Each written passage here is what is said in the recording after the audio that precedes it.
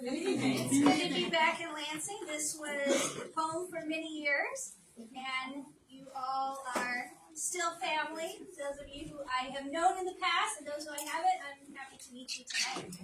So, my name is Stacy Shefka, as it was said, and I live in St. Charles, Michigan, and work with our health team there in St. Charles Church. It's called the Abundant Life Health Team, and then in Saginaw we have a healthy living team there as well. So that keeps me pretty busy. On the side, I love to explore natural ways of healing and herbs. So I grow a lot of those and make some of my own salves and salts, which I have over there, Peaceful Pine Acres. On the back of my little business card, which is over there, I have my YouTube channel where I put all of my natural remedies classes, plant-based cooking classes, and other things. So if you want to check out my page and see some of the other things that I've done, you can find that at Stacy Shefka on YouTube. So that is over there. You're welcome to grab. We had tonight a chicken noodle soup chicken, because it was really tofu. You like that one? Very good. I think we seasoned that one with some nutritional yeast flakes and some other herbs. I kind of make my own like non-chicken broth that I often will put in that recipe. And just a little tip on that recipe, if you're making that chicken noodle soup for family members who are not vegetarian, one way that you can kind of disguise the tofu so it doesn't look like tofu is instead of cubing it, after you press it, kind of just break it into little pieces, kind of like just crumble it a little bit. And then season it, you bake it in the oven until it kind of dries out a little bit. That's all in the recipe. And then when you add that into your soup, it looks more like pieces of chicken in it. And you may not even realize it's not chicken. So sometimes we do those little things just to help get nutritious food to people who maybe otherwise wouldn't accept it. So tonight we're going to be talking about natural remedies for winter wellness, some of those things we can do for cold and flu season. We're right now in the middle of that. The news is saying that Michigan is having an all-time high when it comes to cold and flu right now. Maybe you already been through it or know people are, or you're like, no, I want to get through this winter without ever getting sick. That's been my motto.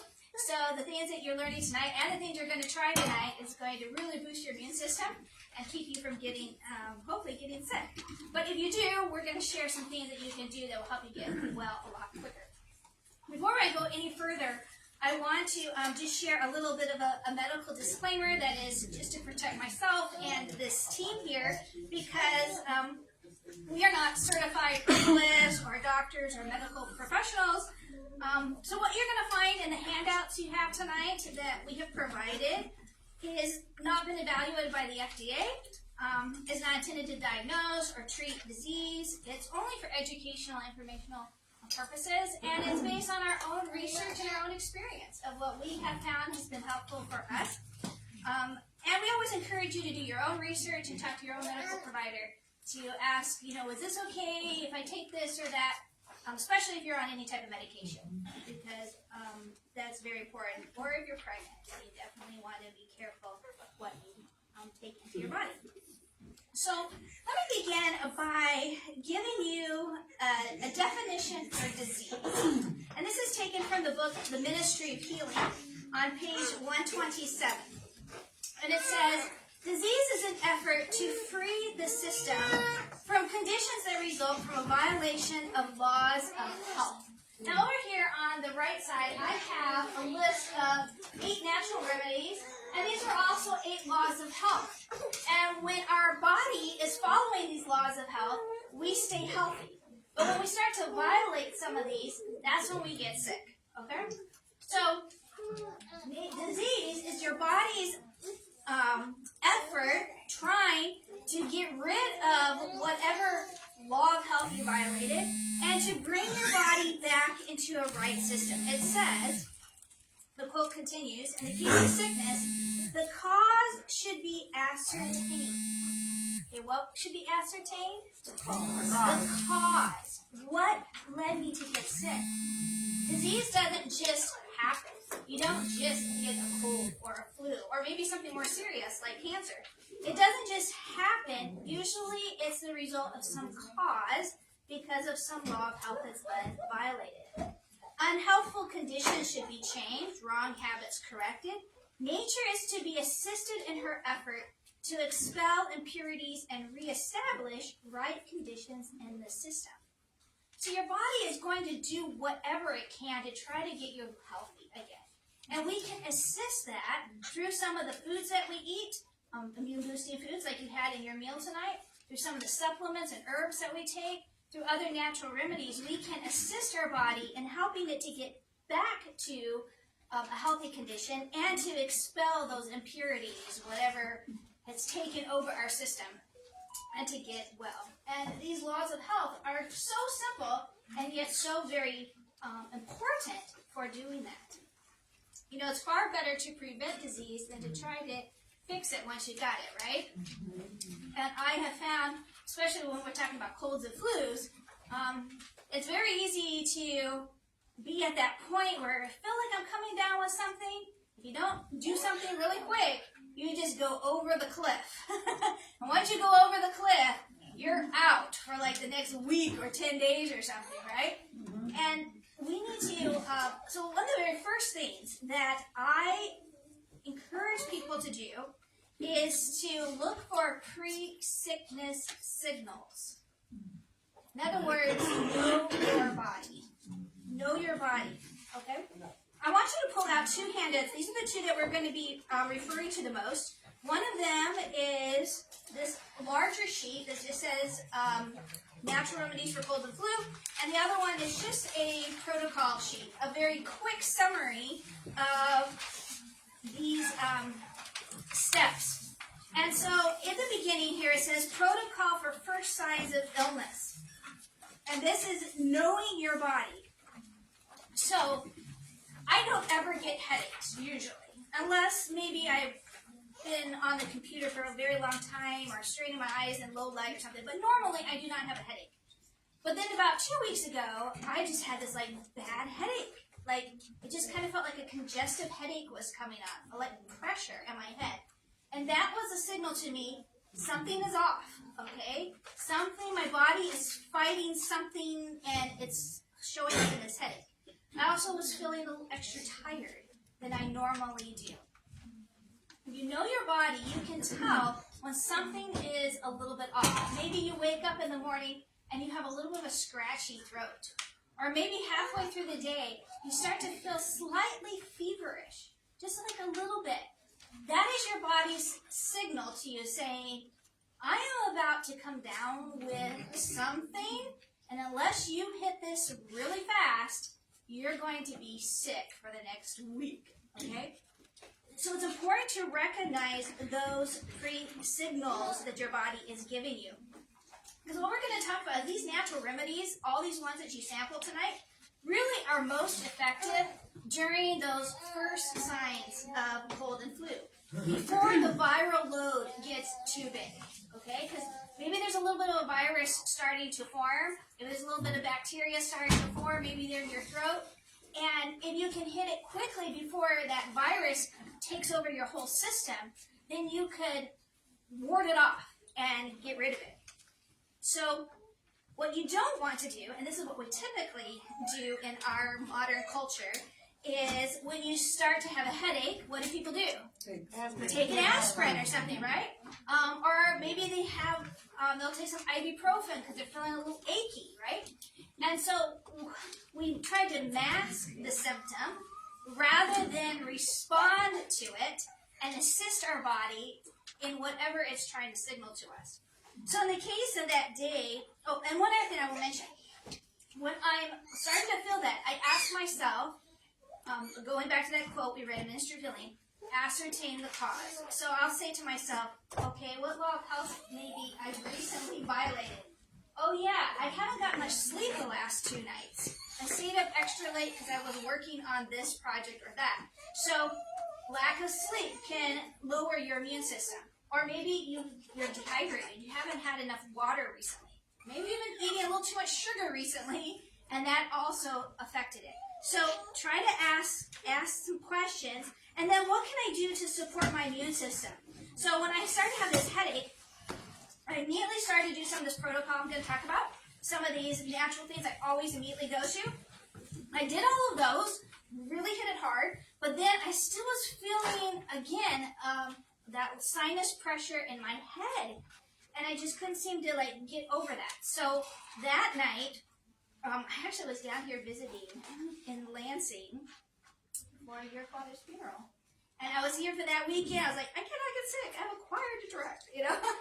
And so I went home that night, and I got a pot of water on the stove, brought it to a boil, took it off the stove, and I added some oregano essential oils to it, and some eucalyptus essential oil, just a little bit. And then I took a towel, and I put it over my head, and I put my head right over that pot of steam, and I just started breathing that in. I was choking and coughing, because you know it's all very strong, but I just kept breathing that in for like a good 20 minutes, and when I went to bed that night, everything in my head just cleared up. Everything was gone. The next morning, I felt fantastic, never came back. Something very simple, but allowing my body, assisting my body, and trying to fight whatever was happening up here in my head. So let's talk about those first protocols for first signs of illness. The first one on your list is to immediately avoid all sugar, either in soda pops, desserts, any form of refined sugar. And I'm really glad we had tonight a dessert that had no sugar in it, right? But it was very sweet, right? Dates are a very natural form of sugar that doesn't destroy white blood cells, which is what refined white sugar does. We really, honestly, should never eat white sugar because it is very toxic for our bodies and it feeds cancer cells and these sorts of things. But especially if you're starting to feel like you're coming down sick, cut out all sugar out of your diet. Okay? So that's the number one, first one. Next one, drink lots of extra water. Why is that important? Because water helps to flush out toxins. It helps to rehydrate your cells. It helps to get nutrients to your cells. And here's a little formula I use to know how much water I should drink. What you do is you take your body weight and you drink at least half of that in ounces. So let's say you weigh 130 pounds. That would be, half of that would be 65. That's how many ounces. And there's 8 ounces in a cup. So we're talking about 8 cups of water a day. So that's an easy way to kind of figure out how much water you should be drinking. But you want to make sure you really start to hydrate if you're starting to feel a little bit ill. Now, another form of water intake that I do when I'm starting to feel like I might come down sick is actually a hydrotherapy treatment. And if you go to the handout that you have in your packet called hydrotherapy treatment protocols, don't say that too fast, get a little bit of tongue twister there. The very first one on this sheet is a hot and cold contrast shower. This is a series of hot showers followed by cold showers with the hot segment being longer. The result is an increase in white blood cell count and natural killer cells, shortening durations of illness. This should be done at the first sign of illness and continued until symptoms disappear. This honestly can be done even when you're not sick, just to keep your immune system in a good condition all winter long. So basically, it's very simple. When you take your shower, you want to, at some point in your shower, like when you're done getting clean and all of that, get the shower as hot as you can stand it. Like really sweaty hot, okay? And for like 3 minutes, just get as warm as you can. Then turn it toward cool, okay? The first time I don't go cold because I don't want to go in complete shock, but I'll go toward cool.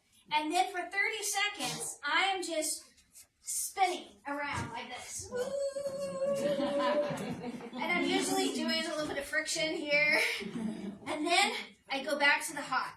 And oh, the hot feels so good after that. Go get really hot again. Another 3 minutes. then go back to the cold. And the second time you go to the cold, you're going to find you can take it a little bit, you're not as shocked, and it actually starts to feel a little bit better because your body has warmed up. Because this is how hydrotherapy works. When you alternate hot and cold, hot dilates blood vessels. Cold does what? Constricts blood vessels. Okay? So you create this pumping action. As you get heated up, you get nice and warm and all your blood vessels open. When you go toward the cold, everything starts to close up and constrict. And this pumping action of opening and closing brings lots of fresh blood in your body, which is why when you get out of that shower, when you end on the cold, you always want to end on the cold, when you get out, you look so rosy pink afterwards. And that's because you have just increased the circulation in your body immensely. What you've also done is you have stimulated the production of a lot of white blood cells, which are your those are your immune fighting cells, okay? The ones that are going to help your immune system.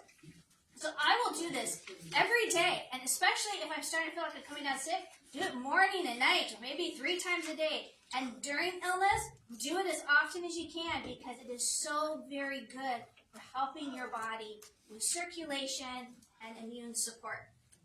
That is a very simple one. And if you're elderly or very frail, or maybe you have heart disease or something, then just do a more mild version. Just go from warm to cool rather than from hot to cold. Just modify it slightly and you'll still gain a lot of benefit from that. So that's one of the ones I do to incorporate the water in my treatment for my cold or flu. Now the next one on our list is get to bed early and get at least 9 to 10 hours of sleep. So often illness happens when we have not gotten enough rest. And let somebody tell me, when is the best time to sleep? The hours before midnight. Do you know why that is the case? Well, it's because it's during those hours prior to midnight that you go into the deeper stages of sleep. Sleep stages 3 and 4. And this is when your body goes into recovery and healing. So especially when you're sick, it's important to get to bed early. Don't stay up late and watch television. Go to bed early, get a good night's rest, and this will help your body to heal and recover. And you could find that the very next morning you wake up and you feel fine. Like whatever that was the night before is gone, just because your body recovered during those hours of sleep. The next thing I do is I take lots of extra vitamins and herbal supplements. And there are a few that are just very common. Most people, when they think of taking a vitamin for illness or cold or flu, they think something like vitamin C, right? Here's an airborne immune support vitamin C. Vitamin C is very talked about a lot when it comes to your immune system. Another one that maybe you haven't thought about as much is vitamin D. Vitamin D, and this is vitamin D3. I bought this one at Costco recently. It's a plant-based version. It comes with K2, and there's 5,000 IUs, which is about the daily recommended amount.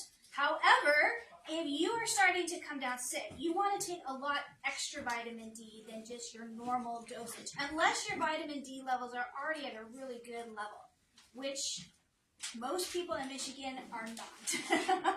If you've not gone in and had your vitamin D levels checked, I highly recommend it because you're probably vitamin D deficient. And that's something your blood work can show if you request that test. But I usually will take about 20,000 units.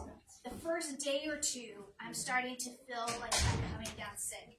And that's because vitamin D has been found, the research shows that if your vitamin D levels are at a good place, your immune system, and especially your respiratory health, is significantly improved. So if you want to prevent bronchitis or any congestion in your lungs, vitamin D is very important for that. So just get some extra vitamin D when you're starting to feel like you might be coming down with something. Another one that I do is take elderberry syrup, and we actually will have a whole demonstration on that tonight, how to make your own. You can make it from dried elderberries or fresh elderberries that have been frozen to keep them safe. I sometimes, when I make my own elderberry, I'll throw in some rose hips, which are very high in vitamin C, to give it just a little bit extra vitamin C. But elderberry is really amazing when it comes for helping with illness. And I'm going in our handout to the section called Immune Boosting Herbs. Immune Boosting Herbs. And this is where it talks about elderberries. And it says in here that elderberries are anti-inflammatory, antioxidant, antiviral, and immune stimulant. They can reduce the duration of a cold or flu because they interfere with virus replication and they strengthen cell walls and inhibit penetration. So they keep the virus from actually getting into the cells, which is incredible. And they keep them from replicating.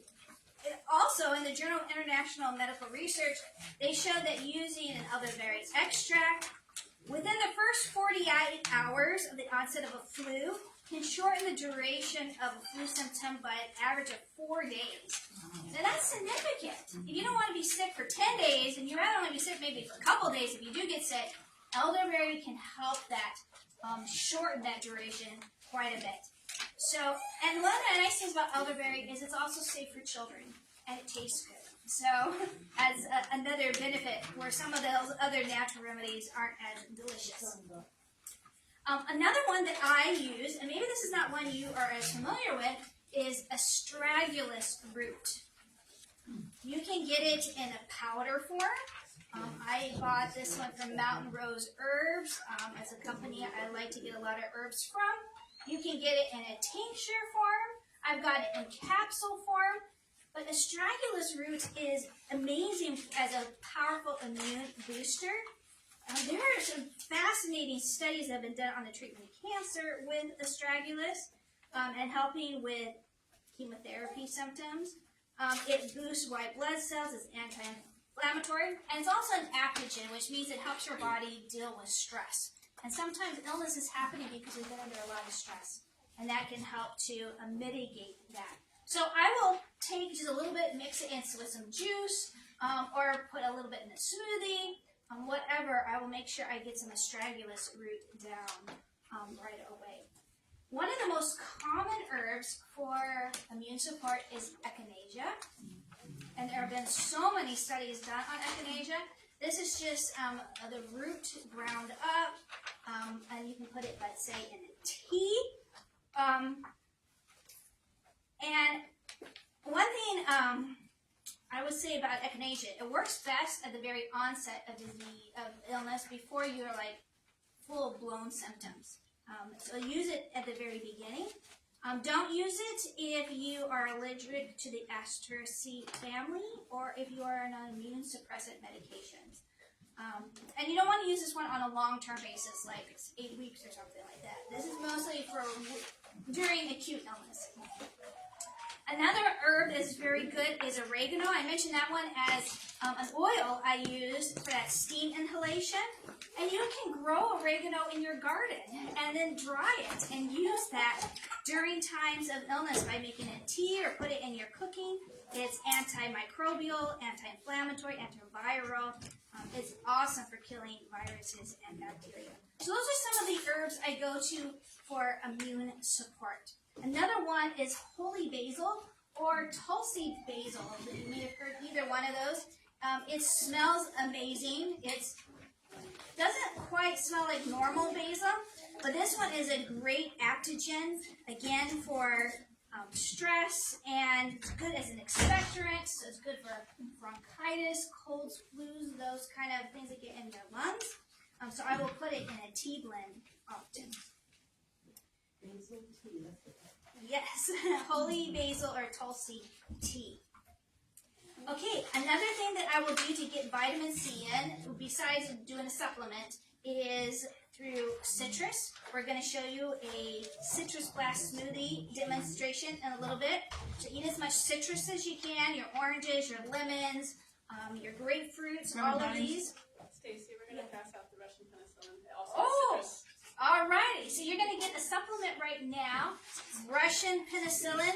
Here's the recipe for that one. It has 1 to 2 lemons in it, 2 to 4 garlic cloves, some raw honey, and water and salt. Now, this is a strong one because of the garlic, but this is very high in vitamin C and antivirals.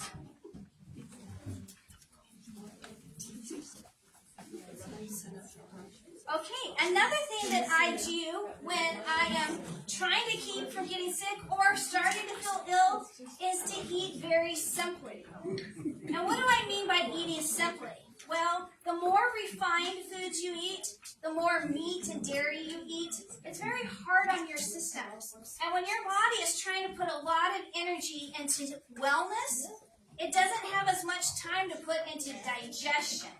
So actually, it would be very good for you, even if you come down sick, to even fast for a meal, or just have some fruit, or just eat very light, because that allows your body to put its energy in toward helping you get well, rather than digesting a heavy meal. So avoid the pizza.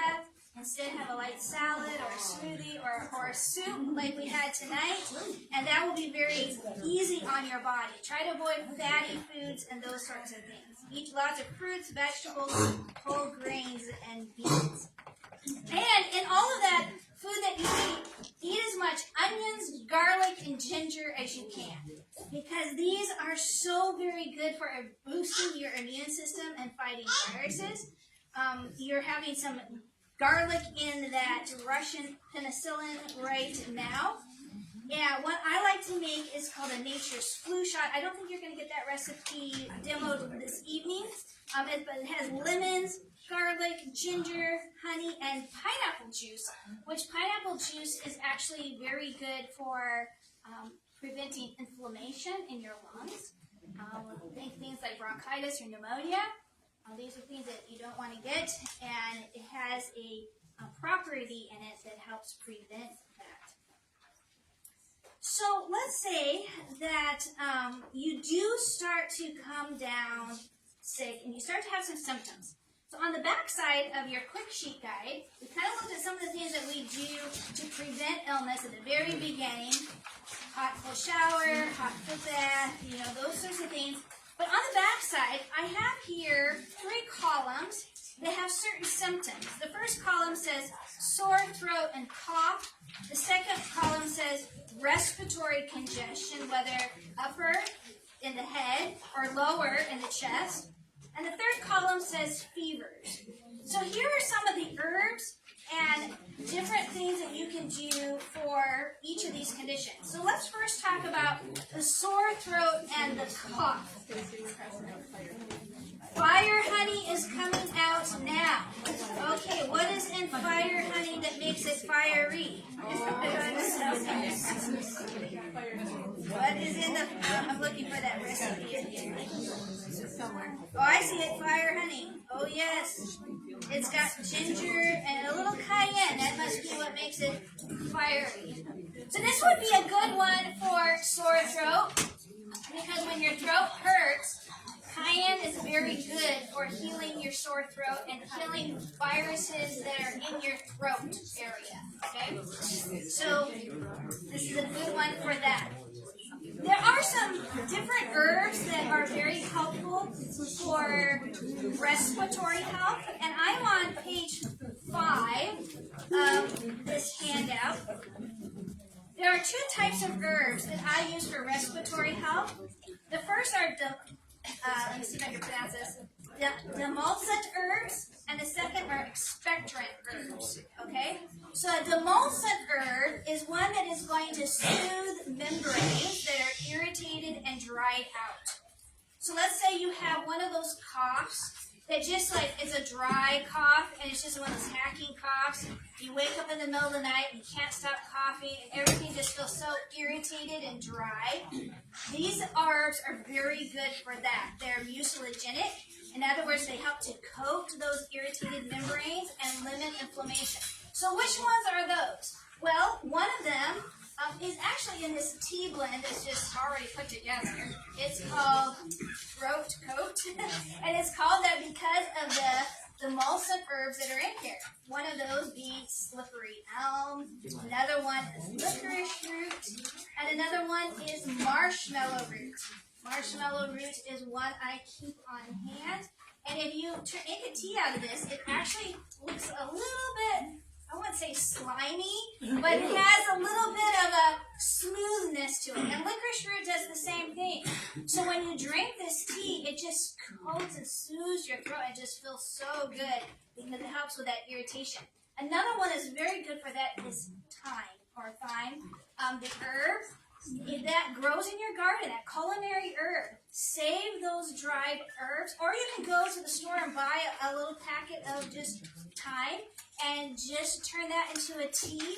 And that's another one that is very soothing for the throat. It's also an expectorant, and that's the other group of herbs. Expectorant ones, one other emulsient one is mullein. Let's see, where's my mullein? Mullein grows all over Michigan. It grows wild. You can pick it maybe in your backyard. It's about this tall and big fuzzy leaves and little yellow flowers up the stalk. Yeah, you've seen that one. It's a great expectorant, good for bronchitis, asthma, pneumonia, dry hacking cause. It's also mildly sedative and antispasmodic. So you want antispasmodic ones when you've got a cough because you don't want to keep coughing, right? That's just irritating. So what I will do is I will make a tea blend with a little marshmallow root, a little bit of mullein. I'll put some holy basil in there. Another one that's really good is sage. Yes, the herb, the culinary herb sage is also a great expectorant and very good for respiratory conditions. All right, and you might throw a little peppermint in there too. It just makes it taste good, and it's also antispasmodic and very calming for your nerves. Now let's say that you have a fever. Now fever, I use a different tea blend for that. The herbs I love to use for fever are yarrow, and yarrow just grows wild on my property. At what temperature do you treat a fever? Well, you can start treating a fever as soon as you start to feel like you're coming down with a fever. And here's a really important thing about fevers. In fact, I want you to, I'm going to read this just right from your handout. When a person gets sick, the body has a mechanism to fight the infection, called a fever. It raises its internal temperature. Many viruses and bacteria are killed simply from the heat generated by a fever. While a high fever can be dangerous, it's good to let a low fever, below 103, to run its course without taking an aspirin or ibuprofen and interfering with your body's effort to fight the virus. Remember, suppressing a fever is turning off part of your immune system. So rather than taking something that, again, is masking the fever or trying to quit the fever, instead take herbs that help support your fever. And what herbs that support fever, they do this. They help your body come up to that point of breaking the fever faster. So that you come to that sweating part. Because you remember when you finally sweat, you're like, oh, I feel so much better. Finally got that fever broke. These herbs do that. And the ones that are really good for that are yarrow. Another one is called bone set. Oh, this is the yarrow. This one's bone set. This one is got its name because when you have one of those fevers that feel like your whole bones are breaking and aching, this one is good for that, and I think that's why it got its name. But ginger is another one that is very good for helping your fever naturally. If you just grate ginger, put it in your tea, or make a cough drop with it, as you're going to get right now. Ginger is a very good one for fevers, too. And one that is very safe for children is catnip. When I was a little child, my mom would make us catnip tea, or she'd give us a catnip enema to help bring our fever down. And it was very effective. So it's safe for infants and children in reducing fevers, and it's mildly sedative, so it can act as a relaxer as well. So those are the herbs that I find very helpful for a fever. And the last thing I want to talk, the second to last thing, is about using onions medicinally for these same things: cough, sore throat, and so forth. I don't know if you have this handout in your packet. You have one that says medicinal onions? Okay. So onions are antiviral, antibacterial, anti-inflammatory. They are rubefacient, which means they draw blood to the surface of the skin, increasing circulation and breaking up congestion and phlegm. So here's some of the ways that I love to use onions. When you get an ear infection, what you do is you bake an onion just in the oven, just a whole onion. Then you can cut this in half and squeeze out some of this juice and put that juice down inside of your ear, and that will kill the infection that is in your ear. You can also cut it in half, just place it on the surface of your ear and just wrap it with like an ace bandage, or just hold it there for a while and let that pull the infection out of your ear. Very helpful in relieving that pain and inflammation and bacteria that is down in there.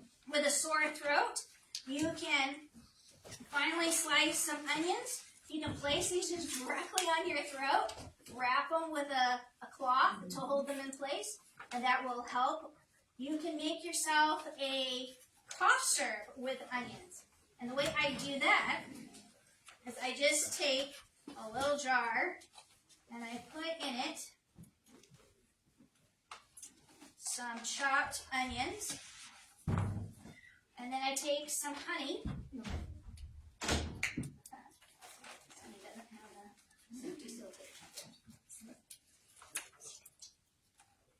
And you just add some, this is just raw honey from a local beekeeper. And I cover the onions so they're like fairly coated with the honey. And then I do another layer of onions. And another layer of honey until you fill up your jar. Then if you just let this sit for even just a half hour, by the time this class is done, I want you to come look at this thing. You're going to find that the juice starts to release from these onions, and it starts to form a really, a lot of liquid in here. By the next morning, this thing is going to be like full liquid. And at that point, you strain out the onions. You can do with them whatever you want. But that onion honey is now what you take for your cough. And it will stop a cough so fast, okay? And it tastes really good, too. So kids will like that one. Another way you can help with your cough is if you just take sliced raw onions, place them on the bottom of your feet, and put a sock on, and then go to bed.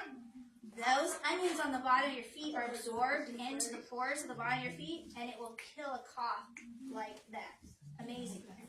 Now, another way you can do these onions is, in this case, we just sauteed them in a little bit of water. And now we're going to make an onion poultice for our lungs, because onions help to break up congestion and phlegm. So I just have an old sheet here, cut up.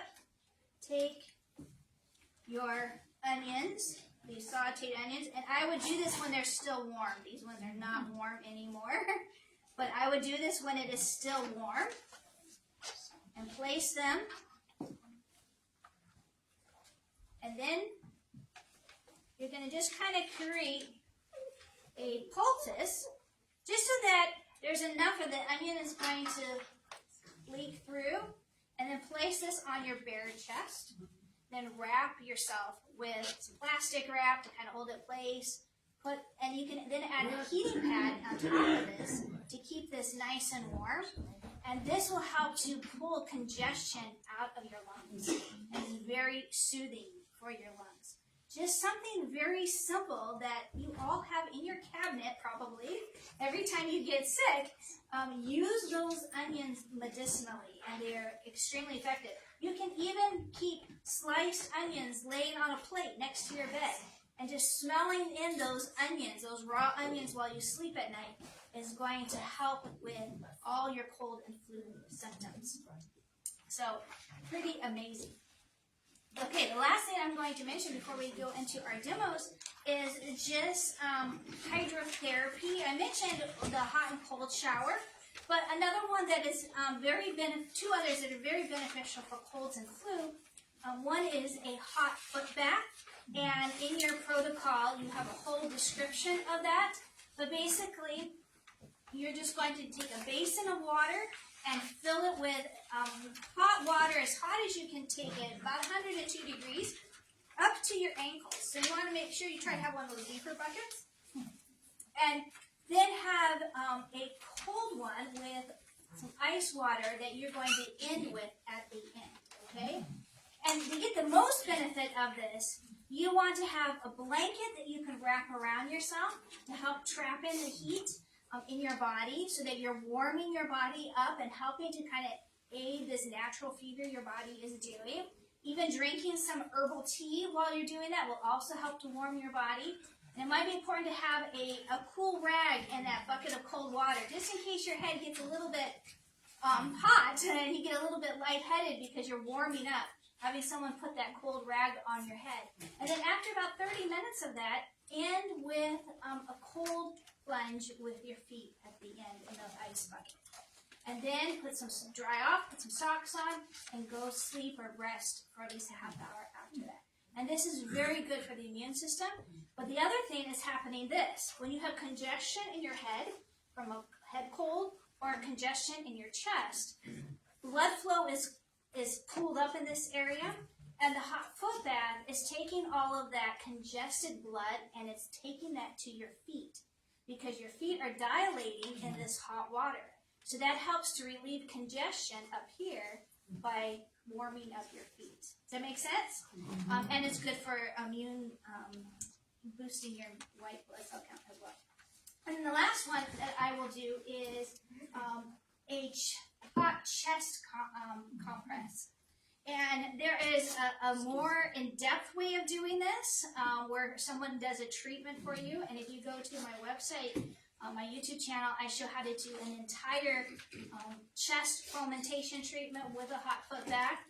But if you need a simple version for yourself, then what I would recommend is getting some kind of a heating pad, or this is called a thermophore, and using a damp rag that is inside of it. I'll just pop it over here so you can see what it is. It's just basically a heating blanket, although it has a pocket inside that you can put a moist towel. And then place this on your bare chest and let this warm you up as much as you can. And then after 5 minutes, you're going to take a cool rag and do a cold friction on your chest and then put the heat back on. And you're going to repeat that 3 to 5 times. And this is going to help bring, again, circulation to your lungs to help break up the congestion, prevent the bronchitis and the pneumonia. It's going to get nice and pink and rosy in that area. And this is going to make you feel so much better and help prevent pneumonia, which you don't want to happen. So these are some of those simple treatments I do at my home that are very helpful for me. And I believe they will be helpful for you. So at this time, I'm going to turn over to our other team members here. So they can do some of the demos for you. And then if you have any further questions at the end, I will be over here by those products, and you're welcome to come talk to me. Thank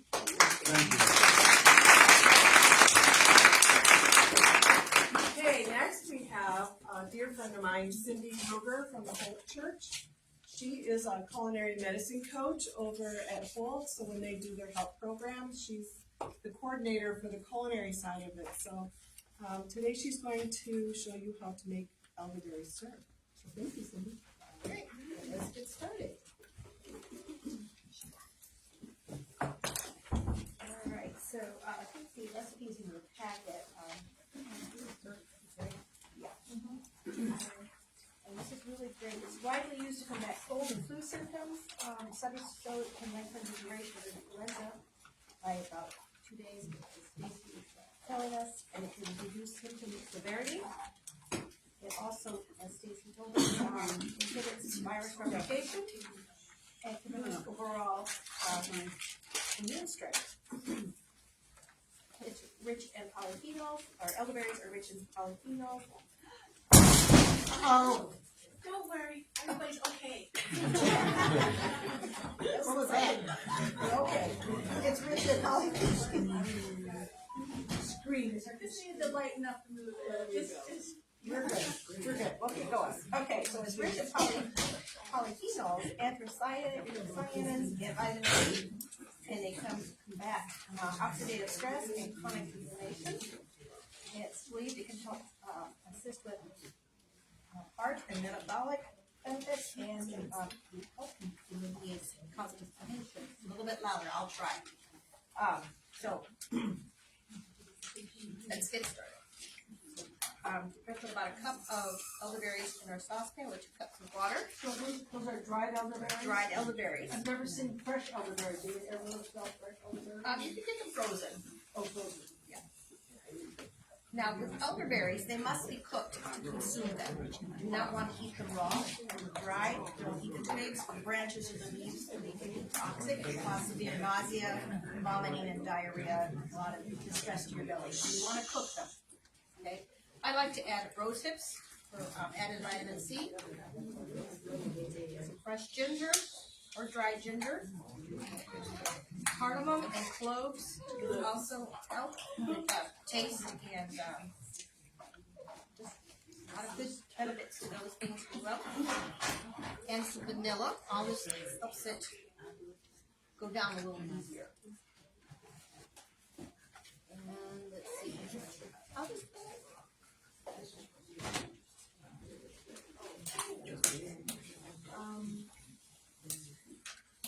do you know how this works? It's plugged in? Oh, it is not plugged in. We need power. We need power. Oh, here.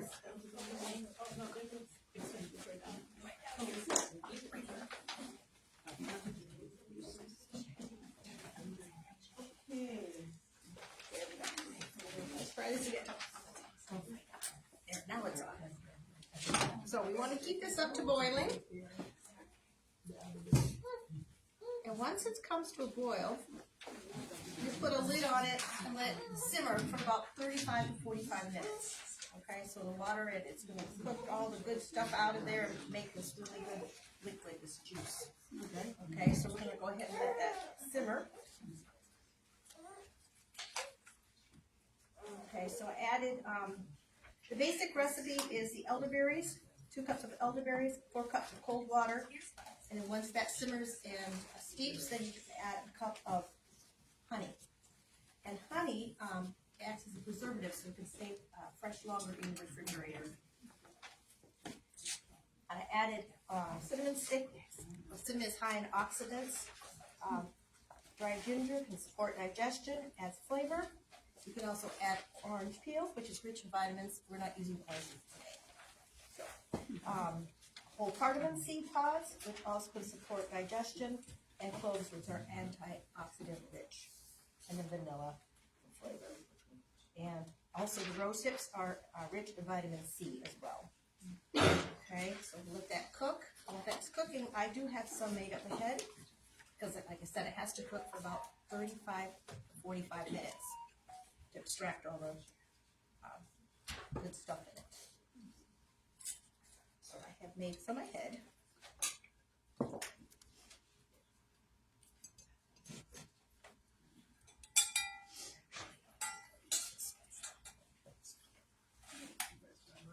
Now, when you're doing this, you want to use non-reactive containers or pots. Also, you might want to use a metal spoon, or because as opposed to wood, because it will stain. It makes everything purple. Might be the color, like purple. Yeah, it stains though. I'm just going to kind of mash this a little bit here. Now, what's this material that's what's left after cooking here? This is called mark. And just when you're done squeezing all the liquid out, throw it out, because you could try to maybe make another batch, but the water, it's already, all the goodness has been extracted out of it, so you would really get a really weak syrup. So you just compost that, decompost. Uh-oh. Your red tablecloth might not be red anymore. This is his favorite color. Polka dots and rings.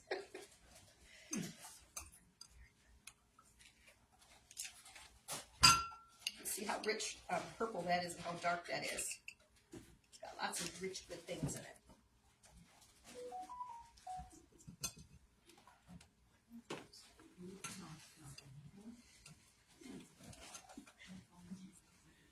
Now, adult dose for this is 1 tablespoon, and a child you can give a teaspoon. If you're going to give it to an infant under the age of 1, don't use honey. You can use other sweeteners like maple syrup, things like that. Molasses, Sorry, maybe molasses, that might be a little bit strong. okay.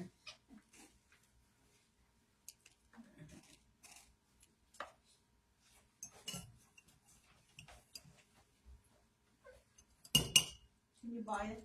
Yes, you can buy this at any drugstore, or grocery store, in the pharmacy aisle, in the natural remedies or the cold support. Warehouse food You store? brought it tonight. I'm sorry. You brought some today. Or there's some right there. How much are you charging for it? It's $15 per jar. All right, so this was a 2-cup batch. We got about a cup of liquid, so we're going to put about half a cup of honey. I know that sounds a lot, but if you were to taste this without sweetener, you probably wouldn't want to eat it or drink it. Have you ever tried any other sweetener? I know the honey's medicinal, but I have not, no. like agave or. No, but I'm sure that would work. Maple syrup would be good in it too, I'm sure. Yeah, especially if you can get the sugar-free kind. Well, this is a natural sweetener, and honey does have minerals and vitamins, Yeah. minerals in it at least. And it does act as preservative as well, Yeah. so it'll last longer in your refrigerator. So we'll go ahead and put that in there. So you would cook this for about 30 to 45 minutes, and then let it cool down. Take it off the stove, off the heat. Let it cool down for another 30 to 45 minutes. Let it steep and extract all the vitamins and minerals and all the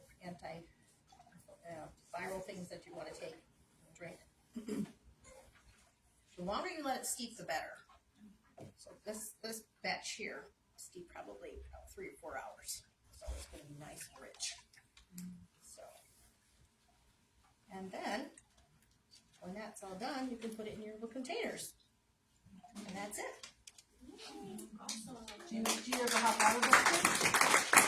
Do you have a hot water basket or you just put it in the fridge? I just put it in the fridge. It's not going to last very long. Or you can freeze it. Yeah, you can freeze it if you make a large batch. You can freeze it. So I could make like ice cubes out of it and Yeah. freeze them? You probably could even cook it down even more and make a throat lozenge or something like that. I've You never make tried- it in the microwave? I don't know if you want to put it in the microwave. Okay. I've never tried that. All right. Do we have any samples? We are. You already got the sample. What did you think? They were delicious. You were afraid to drink it because you said the sticks and whatever were poisonous. I took all the sticks. Patty, how do you make elderberry gummies? Can you do that? I have looked into that, but most elderberry gummies are made with gelatin, which is not vegetarian. So I have tried using agar before, but it's not the same consistency. So I haven't come up with a solution to that. How about cornstarch? That would not form it was gelatin like it would need to be. Yeah. You can go online and you can find all different kinds of recipes for elderberry syrup to fit your tastes. Yeah, and you can add different things in. I've added echinacea into it before, or you can ginger, I've done This has got fresh ginger in it. all those things you What can add. flavors you like? That's right. And another thing I might understand too is, you know, especially around the holiday season, if we can try to make the fattening stuff, you know, with a non-fattening way. That's what I try to do sometimes too. Try to take the weight off them so that, you know, weight too down. Alright, so next we're gonna show you how to make, what am I making? What's it called? First recipe, I just had it down. Some kind of smoothie? Yes, that's it. What's it called? Citrus blast smoothie. Citrus blast smoothie, that's what I'm making. I'm stealing whoever's recipe. It doesn't have the word. You need a blender though. I know it, we'll get there,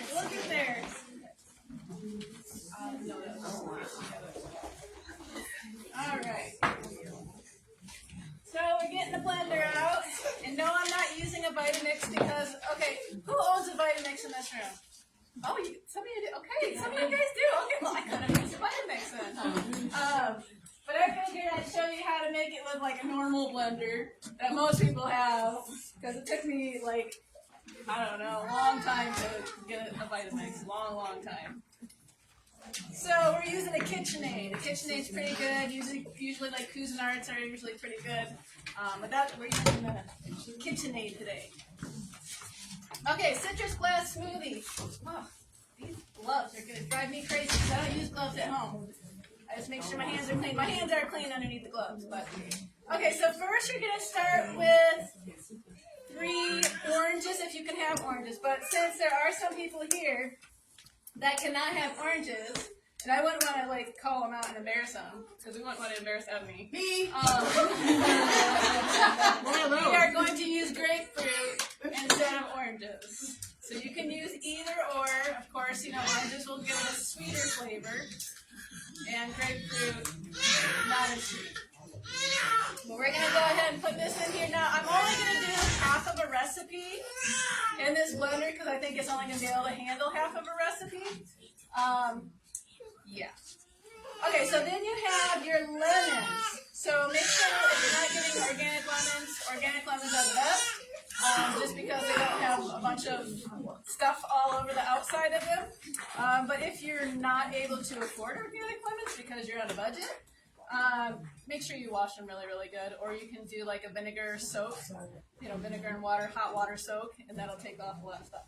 So I like using lemons because I can get more than one thing out of the lemon, which my kids were sick this last week. There's something. This last week, so we went through a lot of lemons, and I got a lot of lemon peel from it, which is awesome. So you take your handy dandy little peeler, the ones that look like they're lethal, that have like little jaws on them, and you just take your lemon. Okay, I have to take these off. I'm sorry. My hands are clean. I promise. And you carefully just slice it off like that. You put the lemon peel in? Well, I'm not going to put the lemon peel in, but if we're only using the juice of the lemon, there's so much more benefits to a lemon than just the juice, like the peel. Buying dried lemon peel is expensive. You get this itty bitty little bottle for like, what, $6 or more? That's ridiculous. When you can just, you know, actually keep the peels of your lemons and use them. So once you have them peeled, of course it's tedious, but I mean, it saves you money. So once you have them peeled, you're going to take a plate, and you're just going to put them on there, single layer, try not to overlap them, and then you're just going to set it on top of your fridge. It's like a very warm place in your kitchen, and within 2 or 3 days, these things are dry and crusty. And then you just put them in a bag, like this, and when you're ready to use them, you can just grind them up, and voila, you have lemon peel. And it was pretty much free because it was something that you were using. Okay, so back to this. So once you have that in there, you're gonna peel lemon. Now it says that you can use lemon juice, but honestly, the whole lemon is good for you. So we are just gonna put the whole lemon in there. One thing you do want to avoid if you don't like bitter is you want to take the seeds out. the seeds are very, very bitter. But if you don't mind the bitter, then keep the seeds in. Alright. Now I usually have my kids help me with this part, just because they're trying to eat the lemon raw. So I just put them to work. Now usually what I do is I cut it in quarters, and then I hold it up to the light. Oh, there's no seeds in that one. No seeds in that one. Oh, I might have got seedless lemons. Oh, look at that. Okay, buy seedless lemons. That will save you a little bit of time. I'll peel one more lemon. All right, and then we also have some bananas. I love bananas. You know you can make ice cream out of bananas? The recipe says 1 lemon. One. Oh, you did half of that. Oh, I did half of that. But you know what? Who sticks to recipes anyway? Come on. I know, with smoothies, you can almost throw in anything. But it's such a it was such a tiny lemon. Such a tiny lemon. I'm putting 2 lemons in. Y'all's gonna get some more lemon in your stuff. No, what I'll do is I'll do another recipe outside the room, and then I'll pour it together. So we're putting another lemon in. All right. No seeds in there. All right, good stuff. Okay, and then we're gonna put our banana in. Now, the riper the banana, the better. Just because it has more. Oh, I forget what. There's like this study that the riper it is, it actually has like cancer-fighting properties. Don't quote me on that, but you can look it up on Google. But it's also sweeter, and I like it better when it's riper. Then we're gonna add ourselves some mango. Now it says 1 mango, but right now is not really mango season unless you are Auntie Rose and you know how to pick out good mangoes. I don't know how to pick out good mangoes, so all of them are not very good. So I just got frozen mangoes. And we're gonna do about, it's about a mango, right? I don't measure a lot of my stuff, so. All right, then we have some coconut water. Now, can anybody tell me what coconut water is good for? Hydration. Anything else? Electrolytes. Electrolytes, yeah. Thirst. Electrolytes. Yeah, we'll do a little more. If you have a fever and you're sweating a lot, it's very good for Yes, it's almost better than Pedialyte. Yeah. All right, so we got our coconut water, and then we're just going to blend this up, like so. Now, my kids love stuff like that. Earlier in the week, we were doing a lot of fresh pineapple, and we cut up the fresh pineapple. There's the recipe in here was the pineapple and the garlic and the lemon, and then we throw in a banana, and sometimes we throw in like a handful of spinach or whatever, and they drink it up like it was something really, really yummy. One thing too is this would be great for the summertime. Oh, absolutely. Like when Yes. that heat's And you on. might be able to find a ripe mango in the summer, maybe. You know, you can throw all the fruit in there. That's what my mom and I do. You can throw fruit in strawberries, we throw blueberries, we throw. Absolutely, and you can even throw garlic in there. You can throw lime.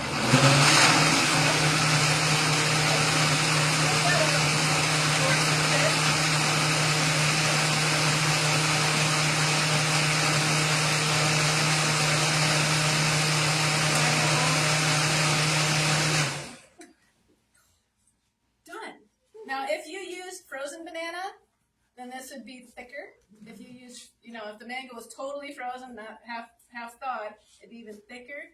And if you did this in a food processor with everything frozen, you can make yourself some thick ice cream instead of a smoothie. It'd be more like an ice cream, which would be so good. And if you have a Vitamix, you can just get your plunger in there and you can jab all that stuff down and make your motor sound really crazy and have it taste really, really good. So, but this is really good for to boost your vitamin C in your body, preventative, and also, after you're feeling sick. This smoothies on a sore throat are always nice. Any questions about this? All right, I'm going to go in the other room, and I'm going to mix some more stuff together, and then I'm going to let y'all try it. So, and then while I'm doing that, Patty is going to show, what are you showing us today, Patty? The immunity cube. Oh, she's going to show you. Did you guys like those immunity cubes? I did. Yeah. Isn't that nice? You can just make it up, throw it in the freezer, and it's already there for you when you don't feel like making nothing.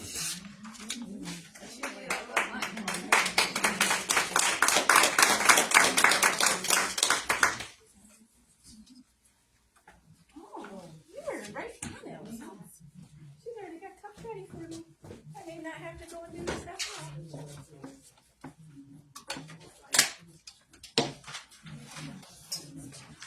Alright, you're gonna wanna take my spot.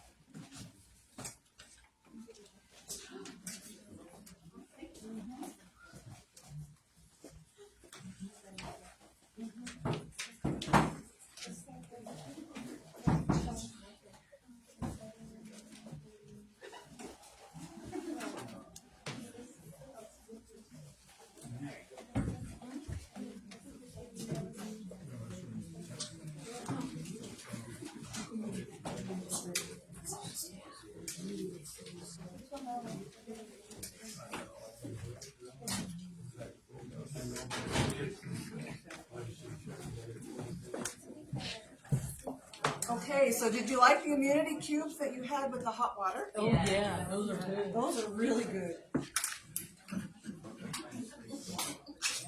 So, like Jenny's family, my husband and I have been sick this week, so I had a chance to practice what I'm preaching.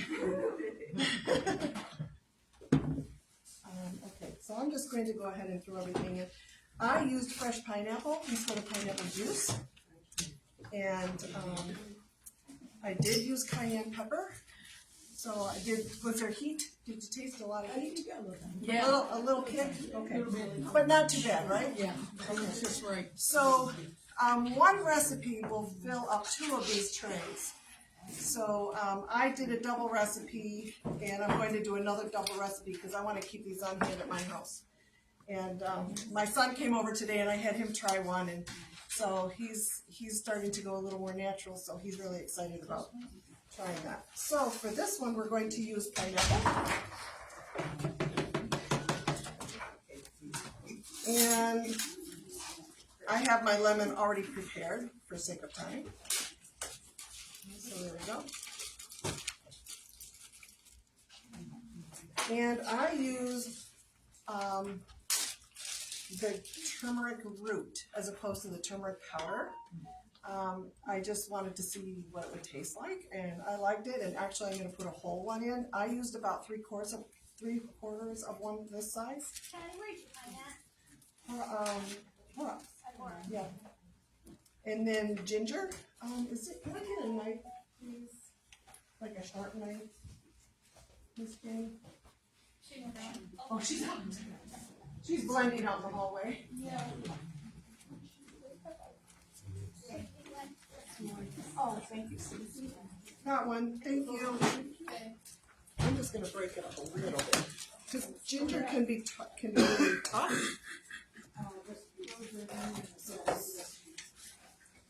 I was pleasantly surprised at, because I'm not a juice with pulper kind of person.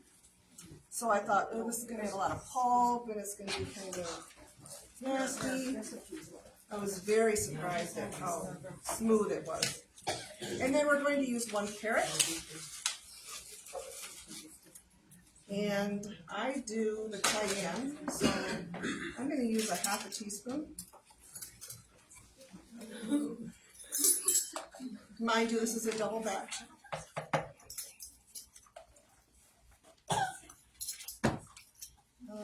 And I did my honey and my coconut milk. You don't have to use coconut milk, but I had like a 1/2 cup of coconut milk I had to use up, so I just stuck it in my recipe. So here we go.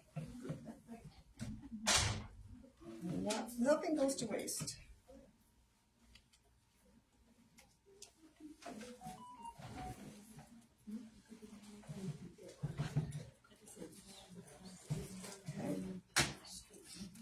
And then 3 cups of water. Oh, here it is. So because I'm doing a double batch, this is 6 cups of water, so I probably will not be able to put all the water in here and have it run effectively. So I'll just put some of it in. What kind of blender is that? This is a Vitamix blender. I got it off Facebook Marketplace. They're cheap. Cheap. Okay, just gonna blend that up.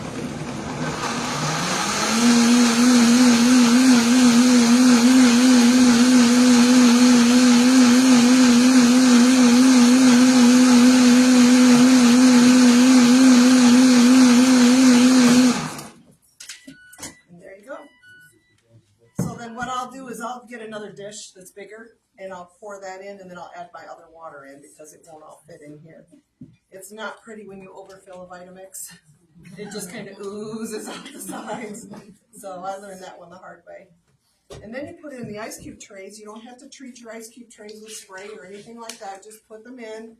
And I think within 24 hours mine were frozen enough where you could use them. And so what I did at home is I just took them all out of my tray, threw them in a Ziploc bag, and stuck it back in my freezer. And I got immunity cubes ready to go anytime I need them. Any questions? Yes. Do you use canned coconut milk? I did use canned coconut milk. You did? Yes. Yes. You don't have to, but I did for the ones you had today. Yeah. Okay. Thank you.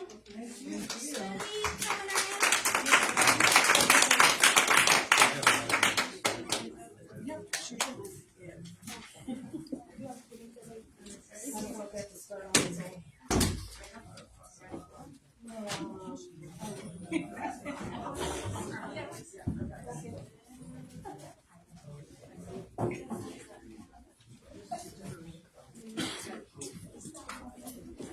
Alright, so it's the time of the night that we're going to go ahead and do a drawing. Did everybody put their name in that wanted to be entered in for the drawing of free stuff? You didn't put one in, Phil? Alright, we know Phil's name.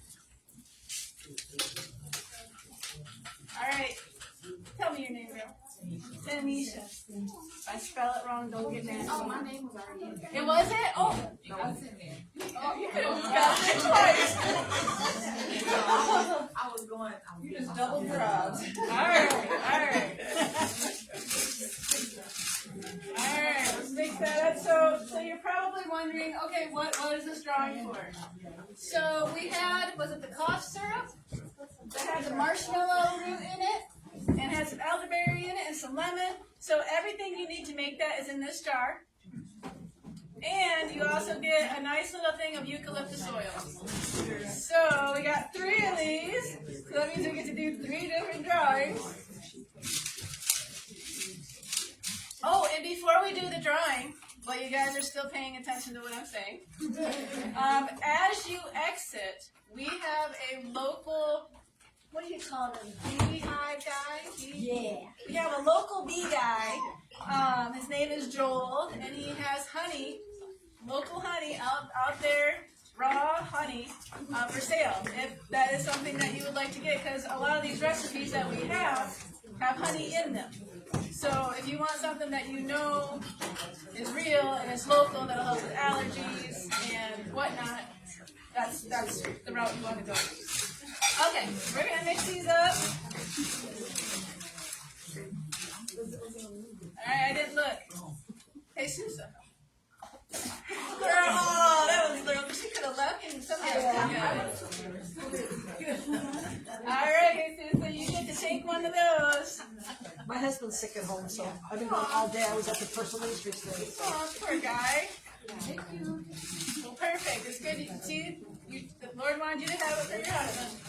Alright. Again. Oh, this one's folded. Give it to whoever it belongs to. Phil, you got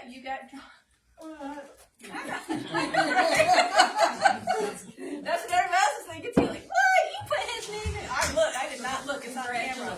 It's on camera. I did not look. Alright. Maybe I should have someone else draw this so that they don't get mad at me. Miss Ebony. Yay! Alright. So as a reminder, we will have all of these recipes.